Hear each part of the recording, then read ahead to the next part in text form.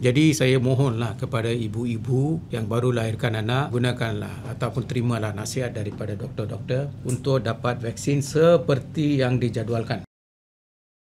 Pada tahun ini, sehingga 9 Julai 2025, sebanyak 41 notifikasi telah diterima bagi kes disyaki pertussis dan hanya satu kes saja yang telah disahkan positif berdasarkan ujian makmal.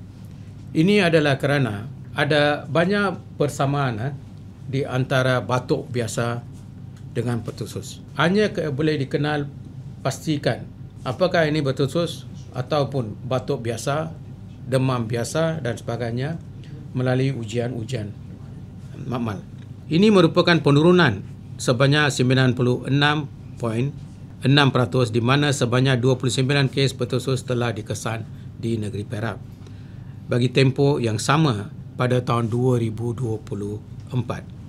Kes ini merupakan bayi berumur 2 bulan yang baru saja menerima 1 dos vaksin DTP.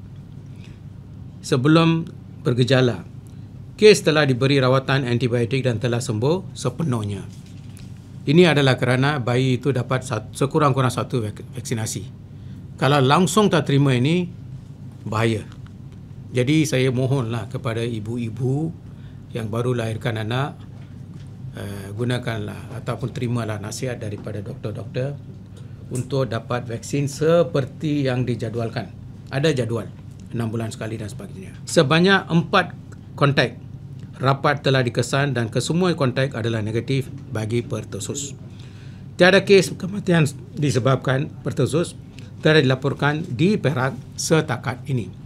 Bagi kejadian wabak, tiada wabak pertussis telah dikesan di Perak pada tahun ini berbanding dengan pada tahun 2024 di mana sebanyak 4 wabak telah dilaporkan.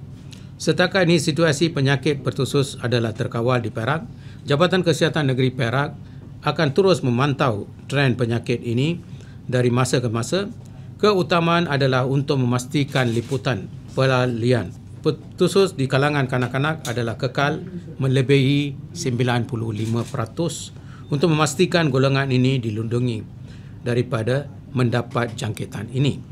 Ini adalah kerana kanak-kanak terutama bayi adalah kumpulan yang rentan kepada jangkitan pertussis. Jabatan Kesihatan Negeri Perak menasihati agar langkah-langkah pencegahan berikut sentiasa diamalkan.